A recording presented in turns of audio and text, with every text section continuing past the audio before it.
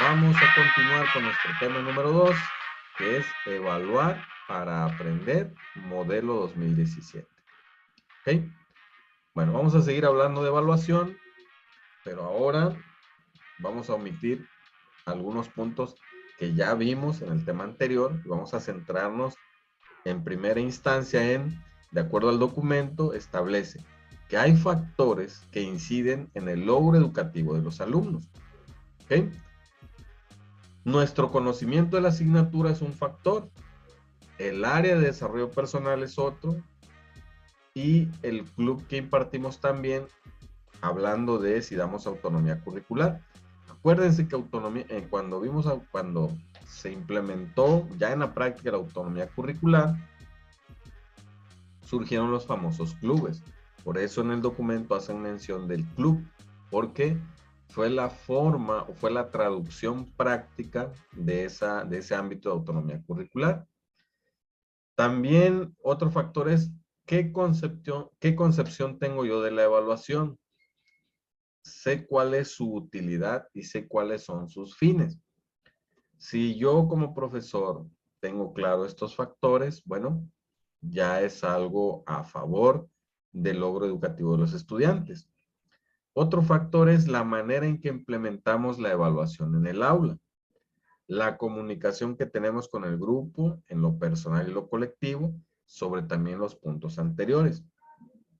Otro factor es la motivación que generamos en los estudiantes para seguir aprendiendo y regularse por medio de la evaluación. Y nos dice, recuerda, es fundamental que comprendamos que el propósito de la evaluación es mejorar los aprendizajes, no solo medirlos. ¿Ok? Entonces, si observan estos factores, maestros, básicamente corresponden a crear un ambiente favorable para el aprendizaje, es decir, centrarnos en el conocimiento del alumno, centrarnos en el estudiante, centrarnos en la evaluación y tener claro que la evaluación, ya lo comentamos en el tema anterior, aquí hay que recalcarlo nada más, el propósito final de la evaluación es que los alumnos aprendan, que mejoren en sus desempeños, en sus aprendizajes. No solo concentrarnos en que evaluar es medir. Al existir un carácter sumativo en el ámbito de la evaluación, por supuesto, podemos decir que la evaluación también sirve para medir, pero los pedagogos puristas, los pedagogos investigadores. De hecho, hay un debate grande entre pedagogos importantes de que la evaluación no sirve para medir, argumentando de que no hay una unidad de medida del conocimiento. ¿Cómo mides el conocimiento? ¿En qué unidades de medida? Puesto que el conocimiento son procesos mentales, entran en juego factores que no necesariamente se pueden o deben medir, y en fin. Para efectos prácticos, como les dije hace un rato, nosotros hemos de dividir la forma de evaluar 60% con instrumentos cualitativos, es decir, valorando desempeños, procesos, y 40% instrumentos de evaluación cuantitativos que tienen que ver con la evaluación sumativa. Pero ambos se deben enfocar en que el alumno aprenda. Es así de sencillo. Bueno, los elementos para mejorar la evaluación en el aula son los siguientes. Permítame.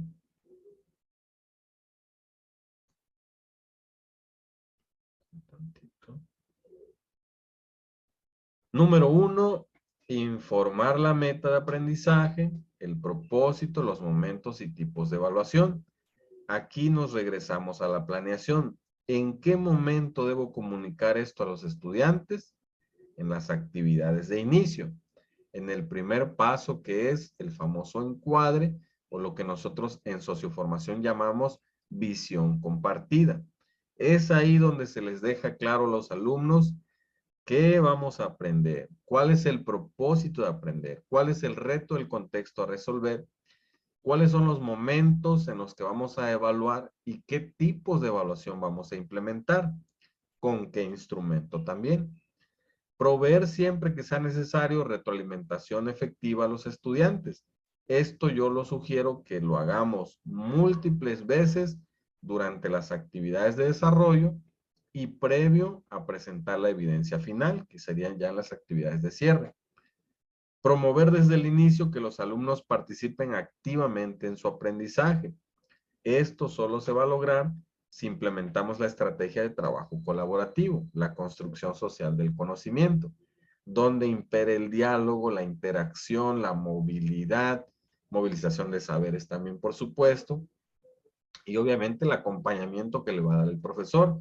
Todo en un marco de sana convivencia, actitud positiva y un reto del contexto que realmente lo motive y se comprometa a cumplir con las tareas que vamos a estar planteando.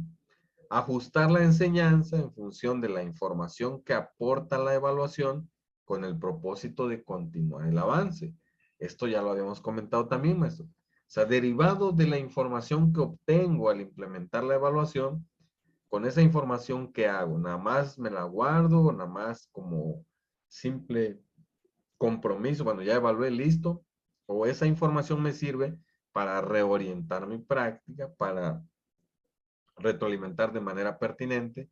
Es decir, hay que hacer uso, maestros, de esa información que recopilamos cada que implementamos la heteroevaluación y fomentar en los estudiantes que esa misma información que obtengan cuando hagan autoevaluación y coevaluación la utilicen para seguir mejorando, que se hagan responsables también de su progreso, de su aprendizaje, de la construcción de ese conocimiento.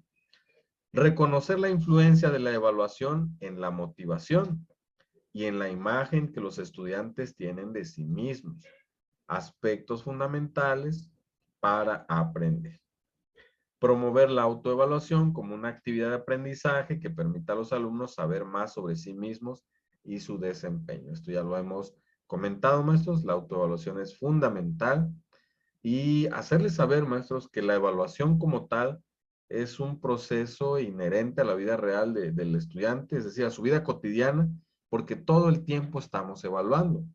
Todo el tiempo evaluamos qué camino tomar, cuál es el camino más corto, cruzo o no cruzo la calle, qué voy a desayunar hoy, a qué horas me voy a dormir, qué actividad voy a hacer. Siempre estamos evaluando.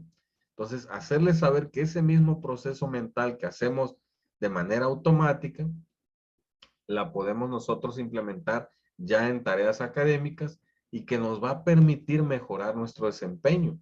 Que no es en automático asistir a la escuela y ya voy a crecer académicamente, sino que un elemento importante que me va a llevar a un siguiente nivel, me va a llevar a mejorar, me va a llevar a estar en constante aprendizaje, es precisamente la autoevaluación. Si el alumno se apropia de esta práctica, le servirá no solo para la parte académica, sino para la vida cotidiana. La evaluación entonces desde el enfoque formativo tiene como propósito contribuir a la mejora del aprendizaje, regula el proceso de enseñanza y de aprendizaje, principalmente para adaptar o ajustar las condiciones pedagógicas, actividades y planificaciones en función de las necesidades de los alumnos. Entonces, esta evaluación contribuye a que el alumno aprenda, contribuye a regular la enseñanza, esta es de parte del profesor. Y bueno, ajustar mis prácticas, mis estrategias, mis formas de comunicarme, pero todo en función de la información que voy obteniendo, de las necesidades formativas que voy identificando, si es que me voy centrando en el proceso. Esto es muy importante que quede claro más. La evaluación formativa implica que el maestro esté pendiente, o sea, que esté ahí cuando se esté construyendo ese conocimiento, que constantemente esté evaluando, observando, viendo de qué manera se está desempeñando el alumno y si es acorde a los indicadores que ya conocen, porque ya se los dijimos al inicio de la clase. Y bueno, implica entonces un compromiso grande de parte del profesor. Ya no implica un profesor pasivo, un profesor que solamente imparte temas, da actividades, se sienta y espera que acabe la hora. de acuerdo a normatividad, eso ya no aplica. Entonces, la evaluación formativa requiere que el docente planifique actividades para que los alumnos estudien y aprendan. Que los alumnos se den cuenta de que lo que han aprendido y lo que están por aprender. Que se tengan en cuenta los procesos de aprendizaje, no solo los resultados.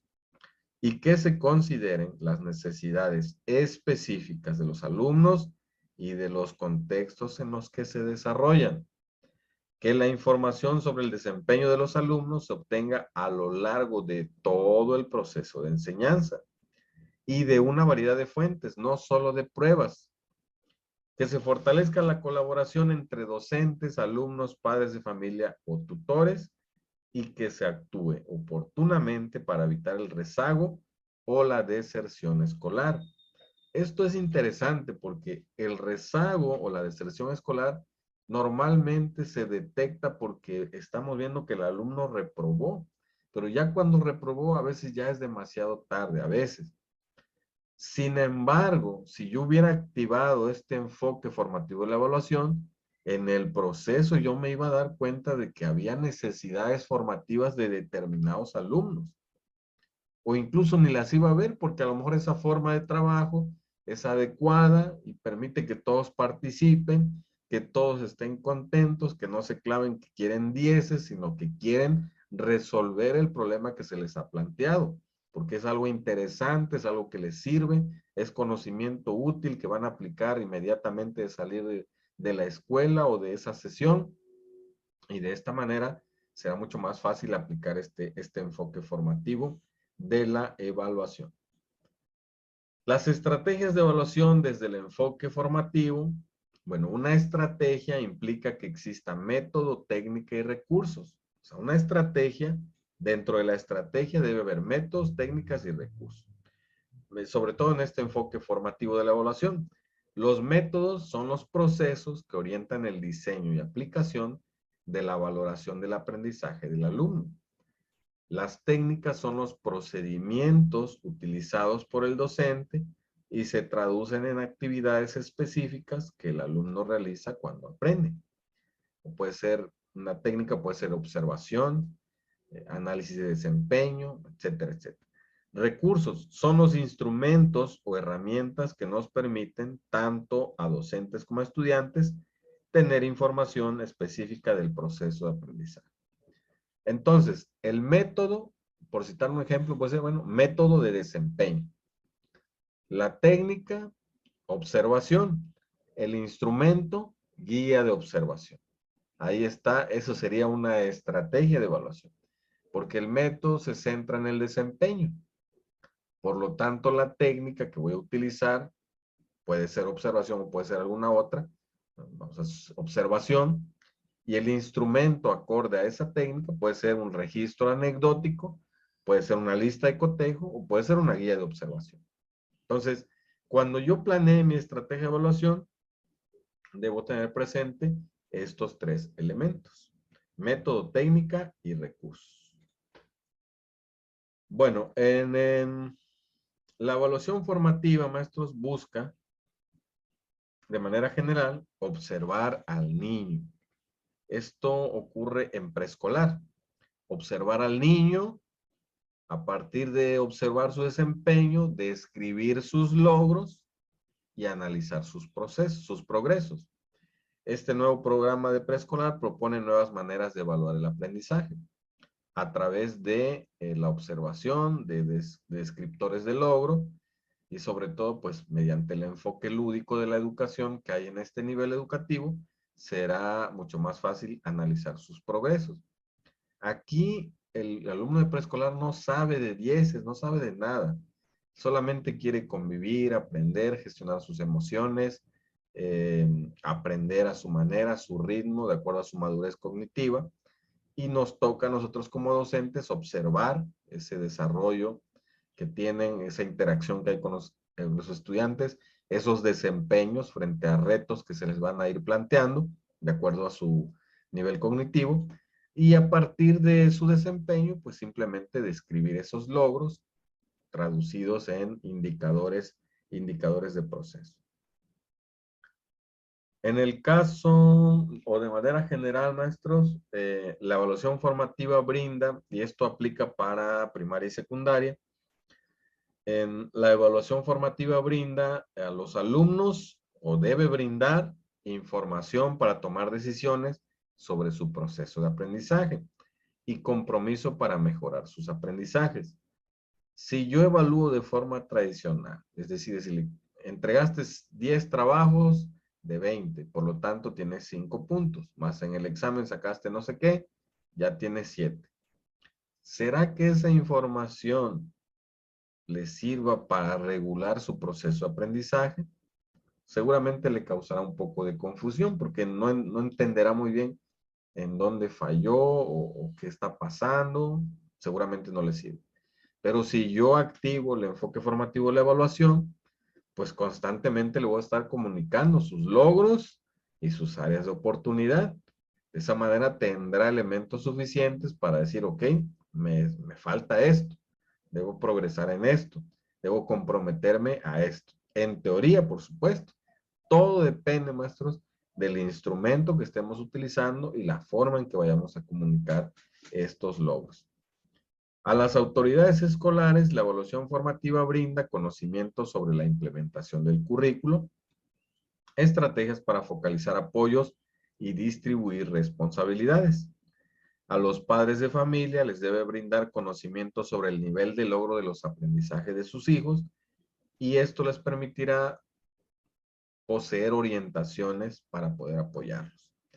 A los profesores nos debe brindar comprensión sobre los procesos de aprendizaje de los estudiantes y así poder identificar qué apoyos necesitan para alcanzar esos aprendizajes esperados. Entonces, como podemos observar, la evaluación formativa básicamente nos brinda información, tanto alumnos, autoridades escolares, padres de familia y docentes. Y esa información, a final de cuentas, va enfocado pues a que el alumno aprenda, a reorientar mis prácticas, mis decisiones, mis compromisos, para que el alumno... En 1850 se hallaba una estatua en la cima de un cerro. Chan es señor del monte, guardián del pueblo, alzando el árbol de la vida ante el cielo. Un hallazgo que nos indicaba desde donde se marcaban nuestras huellas en